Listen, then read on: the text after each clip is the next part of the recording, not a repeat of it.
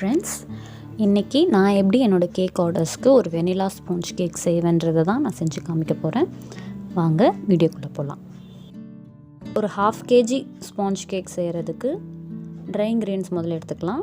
அதில் 1/2 கப் மைதா, 1/4 teaspoon baking soda, 1/2 teaspoon baking powder, இது எல்லாத்தையும் சேர்த்து நல்லா ஜலிச்சு எடுத்துக்கணும். 1/2 கப் பொடித்த சர்க்கரை, அதாவது பவுடர் சுகர் எடுத்துக்கணும்.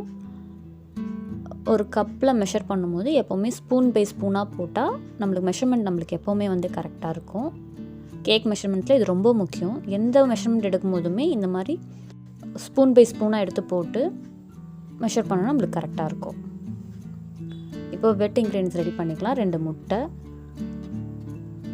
முட்டை நிச்சயமாக ரூம் டெம்பரேச்சரில் தான் இருக்கணும். அப்போ தான் கேக் நம்மளுக்கு நல்லா ஃப்ளஃபியாக வரும்.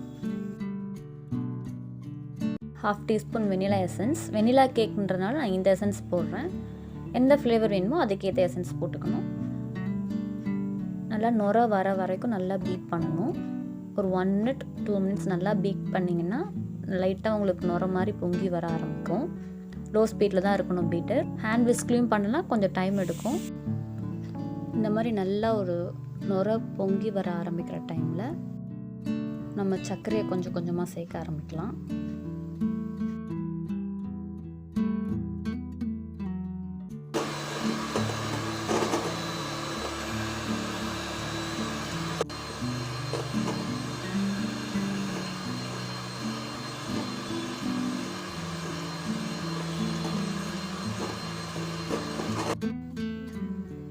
பீட்டரோட ஸ்பீடும் சைட் பை சைட் ஒவ்வொரு லெவலாக இன்க்ரீஸ் பண்ணிகிட்டே வரலாம்.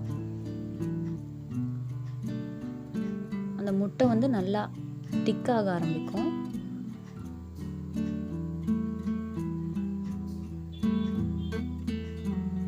விஸ்க் பண்ணிகிட்டே உங்களுக்கு சர்க்கரை சேர்க்க கொஞ்சம் கஷ்டமாக இருக்குன்னா பீட்டை நிறுத்திட்டு சைட் பை சைடும் ஆட் பண்ணலாம். இன்னும் கொஞ்சம் லிக்விடாக தான் இருக்குது. நல்லா நுர பொங்கி வரா மாதிரி ஸ்டிஃபாக வரும். நம்மளுக்கு முட்டை பார்த்தாலே தெரியும்.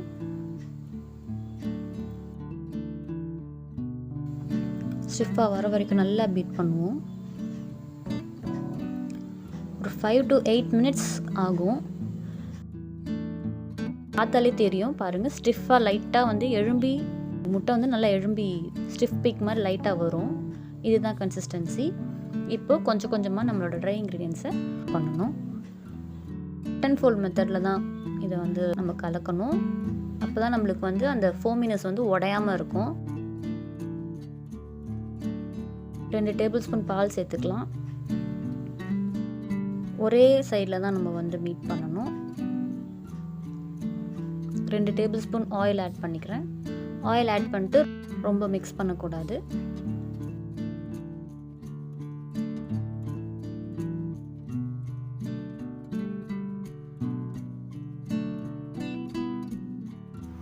சிக்ஸ் இன்ச் கேக் டின்னில் பட்டர் பேப்பர் போட்டு வச்சுருக்கேன்.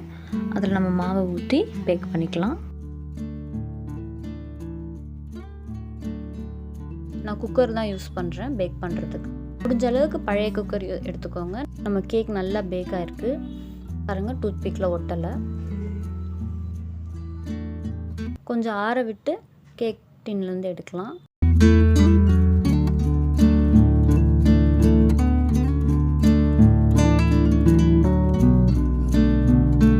கீழே இருக்க ப்ரௌன் லேயர்லாம் நம்ம கட் பண்ணி எடுத்துடலாம்.